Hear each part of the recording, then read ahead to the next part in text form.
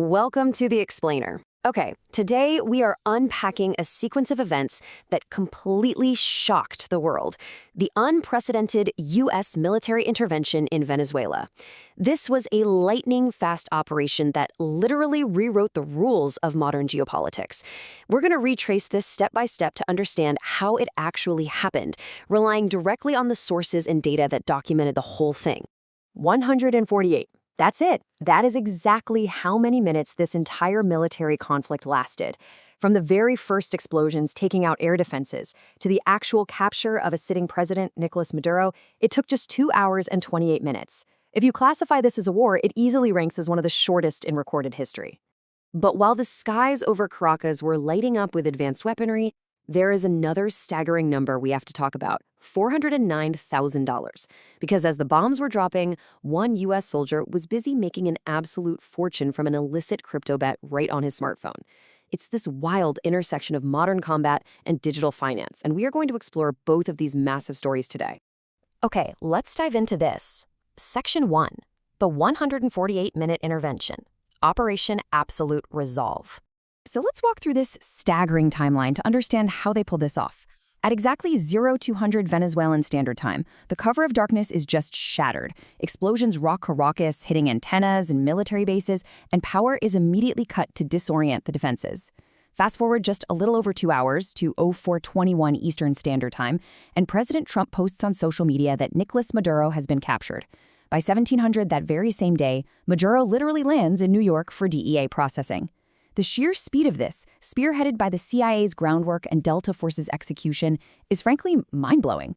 Now, to make that timeline possible, you need an overwhelming scale of military force. We're talking 150 U.S. Navy, Air Force, and Marine aircraft. That includes F-35 Lightning II stealth fighters, B-1B Lancer bombers, and highly advanced cyber and space command jamming systems that completely blinded Venezuelan ground defenses. Once the skies were clear, the 160th Special Operations Aviation Regiment flew in Delta Force and the FBI hostage rescue team to secure the heavily guarded compound.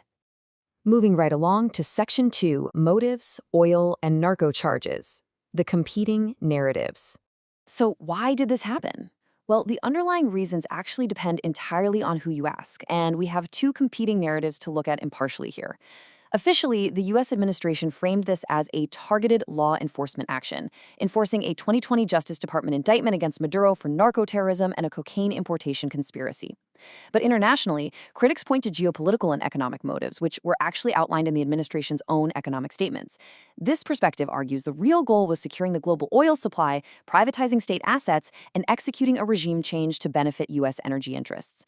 We aren't here to take sides on this, but it's absolutely crucial to understand that both of these narratives are heavily documented in the source material. And this brilliantly illustrates the geopolitical angle. This one statistic kind of tells the whole story. Venezuela alone holds 17% of the entire globe's proven oil reserves. That is roughly 300 billion barrels of oil sitting right in America's hemisphere. It represents the ultimate geopolitical and economic prize. And you know, the U.S. administration was actually very open about this economic component.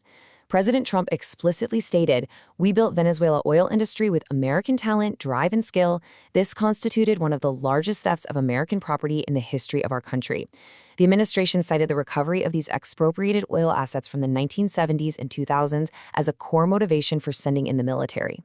All right, shifting gears entirely here, Section 3, the poly-market insider bet. Modern warfare's micro-scandal. Right now, we're going to pivot sharply from macro geopolitics to a bizarre, hyper-modern micro-scandal that was unfolding right in the middle of this raid. Think about this for a second. How did one U.S. Delta Force soldier manage to make over $400,000 while actively participating in a highly classified military raid? It sounds like a movie plot, but no, this is a fully documented federal indictment. To understand exactly how this went down, we first need to quickly define Polymarket. Simply put, it's a cryptocurrency-powered prediction market platform. Users go on there and place financial wagers on the outcomes of real-world future events, things like elections, economic data, or, in this specific case, military actions.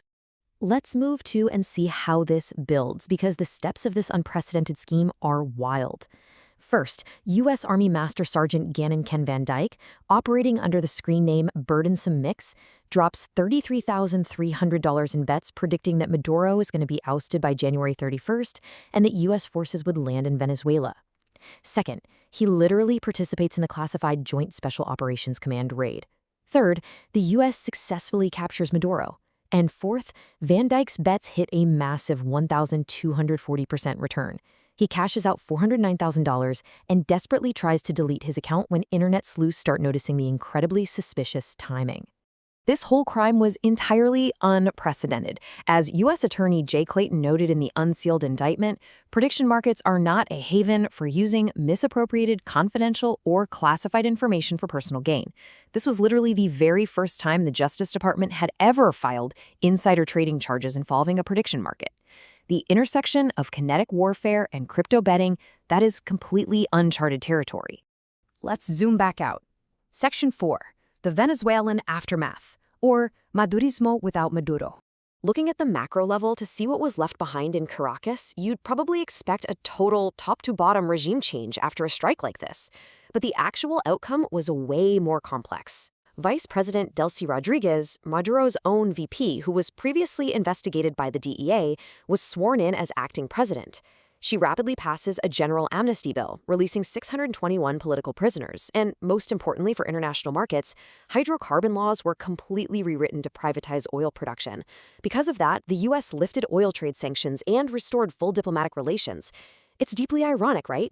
The U.S. effectively ended up working hand-in-hand with Maduro's former right-hand woman to stabilize the country. And the economic shift was absolutely immediate. Just weeks after the raid, Venezuelan oil sales hit over $1 billion as new trade deals were inked with the United States. The whole economic landscape transformed practically overnight. It just goes to show how incredibly fast global markets will react to military stabilization. Which brings us to Section 5, the global ripple effects, supports, condemnation, and new threats. You really can't have a lightning-fast regime change in South America without sending massive shockwaves across the entire globe. And the international response? Instantly and deeply divided. On one hand, you had countries like Argentina, France, and Israel supporting the operation. But on the other side, it was fiercely condemned as an act of aggression by Brazil, China, Russia, Mexico, and the United Nations, who all warned about dangerous precedents being set. Furthermore, the U.S. administration immediately took that geopolitical momentum and used it to directly threaten other nations, putting Colombia, Mexico, Cuba, and Iran on high alert. Now, what's really interesting about this is one of the most unexpected ripple effects, the Greenland crisis. Following the success of the Venezuela operation, the U.S. administration cited national security to renew these aggressive demands to essentially annex Greenland from Denmark.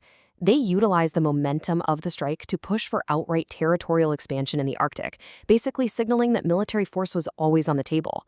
It was one of the most jarring and unexpected geopolitical side effects of the entire raid. So, as we wrap up this explainer, I want to leave you with a final provocative question. As warfare merges with crypto prediction markets and lightning-fast regime changes rewrite the map literally overnight, what does the future of global sovereignty actually look like in the 21st century?